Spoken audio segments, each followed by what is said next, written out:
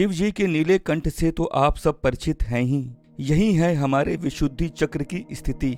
इसे शिव चक्र और नीलकमल चक्र भी कहते हैं। हमारी जीवन यात्रा में शिव चक्र का बहुत ही महत्वपूर्ण स्थान है। शिव चक्र हमें आकाश तत्व से जोड़ता है। हमारे भीतर के आकाश तत्व को घटाकाश भी कहते हैं। हमारे भीतर का आकाश हमारे शिव चक्र के द्वारा बाहर के आकाश से जुड़ा है। सारी सृष्टि में जो कुछ भी होता है हर पल आकाश तत्व में अंकित होता रहता है।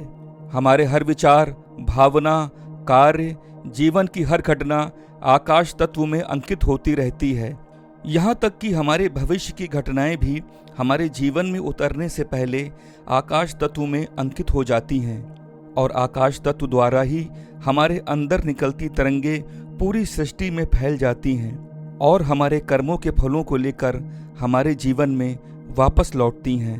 विशुद्धि चक्र, जिसे शिव चक्र भी कहते हैं, हमारी भावनाओं का संग्रहालय है। हमारे शिव चक्र को देखकर पता चलता है कि हमने कितनी दुखदायी भावनाओं को अपने भीतर जमा कर रखा है।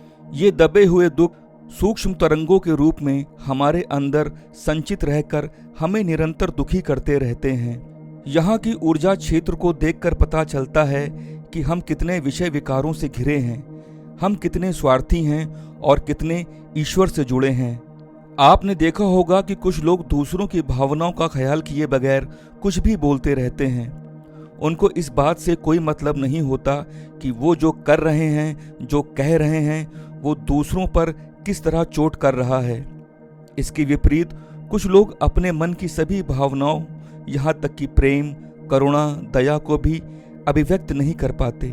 दूसरों के सताने पर भी चुप रहकर दुख सहते रहते हैं। ये सब इसलिए होता है क्योंकि विशुद्ध ऊर्जा चक्र में ऊर्जा का प्रवाह ठीक से नहीं हो रहा और ये बहुत असंतुलित हो गया है। इसमें प्राणों की शक्ति बहुत कम हो गई है।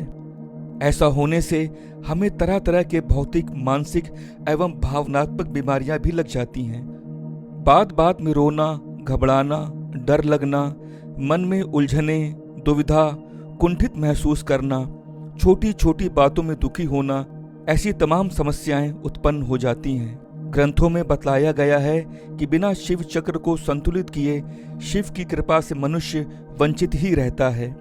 शिव पुराण में शिव कहते हैं कि इस चक्र को विकसित एवं शुद्ध बनाने के लिए सर्वप्रथम अपनी वाणी को मधुर और प्रेममयी बनाना अति आवश्यक है।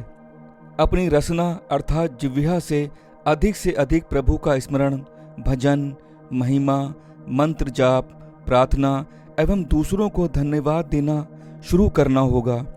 ऐसा करने से विशुद्धि चक्र संतुलित, विकसित और ईश्वरमयी होगा और अंत में आपको शिव की दिव्य कृपा मिलेगी, जिसे प्राप्त करने के बाद और कुछ पाना शेष नहीं रहता।